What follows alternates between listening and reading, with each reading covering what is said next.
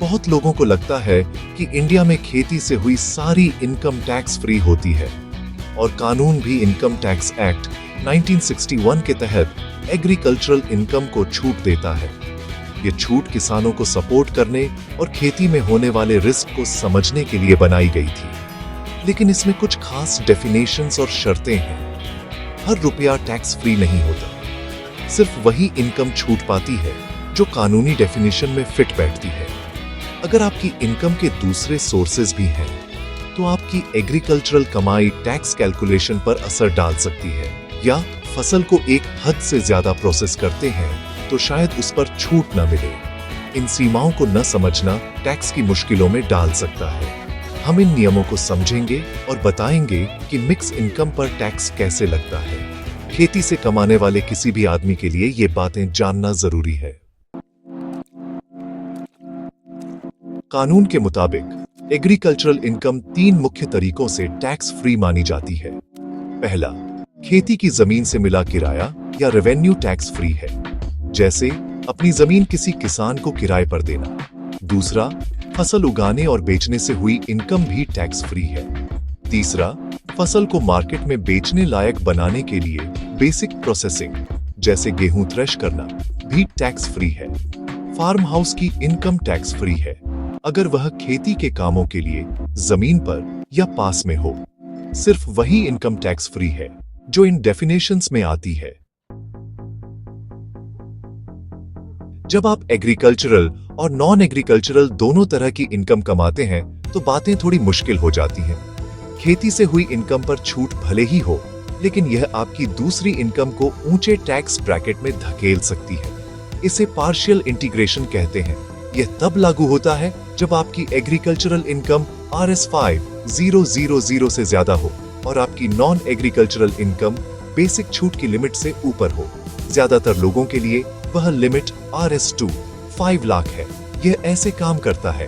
पहले आपकी कुल income agricultural plus non agricultural पर टैक्स कैलकुलेट किया जाता है। फिर आपकी एग्रीकल्चरल इनकम और छूट की लिमिट को जोड़कर उस पर टैक्स कैलकुलेट किया जाता है। इन दोनों अमाउंट के बीच का अंतर ही आपकी टैक्स देनदारी होती है। यह तरीका यह पक्का करता है कि ज्यादा कमाने वाले लोग अपना सही हिस्सा चुकाएं, भले ही उनकी इनकम का कुछ हिस्सा टैक्स फ्री हो।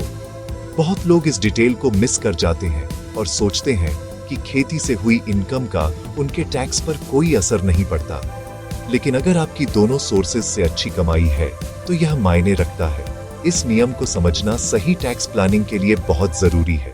छूट को आपको सरप्राइज न करने दें। आइए एक क्विक एग्जाम्पल देखते हैं। मिस्टर शर्मा, जिनकी उम्र 45 साल है, एक साल में RS 8 लाख सैलरी और RS 1 5 लाख एग्रीकल्चरल इनकम कमाते हैं। चूंकि दोनों इनकम लिमिट पार कर जाती हैं, इसलिए स्पेशल कैलकुलेशन लागू होती है। पहले दोनों इनकम को जोड़ें। RS 8 lakh plus RS 1 5 lakh equal sign RS 9 5 lakh. इस टोटल पर टैक्स कैलकुलेट करें। फिर एग्रीकल्चरल इनकम को छूट की लिमिट में जोड़ें। RS 2 5 lakh plus RS 1 5 lakh equal sign RS 4 lakh. इस पर टैक्स कैलकुलेट करें। पहले टैक्स में से दूसरे टैक्स को घटा दें ताकि फाइनल टैक्स ड्यू सेस से पहले मिल सके।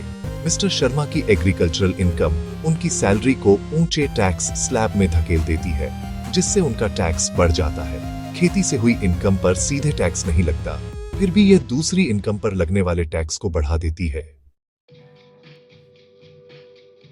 एग्रीकल्चरल इनकम के टैक्स नियम कॉम्प्लेक्स होते हैं, इसलिए स्मार्ट प्लानिंग बहुत जरूरी है। खेती के सभी कामों, खर्चों और बिक्री का साफ रिकॉर्ड रखें। अगर टैक्स डिपार्टमेंट आपकी इनकम पर सवाल उठाता है, तो सही डॉक्यूमेंटेशन ही आपका सबसे अच्छा बचाव है। अगर आपकी इनकम सिर्फ खेती से है और टैक्सेबल लिमिट से कम है, तब भी अपना टैक्स रिटर्न फाइल करें। नियम बदल सकते हैं और मिक्स इनकम से चीजें और मुश्किल हो जाती हैं।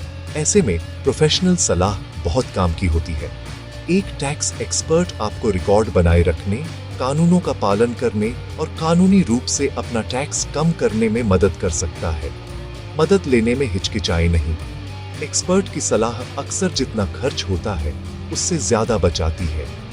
समय पर एक्शन लें और अपनी छूट का समझदारी से इस्तेमाल करें ताकि मुश्किलों से बचें और ज्यादा से ज्यादा फायदा उठाएं।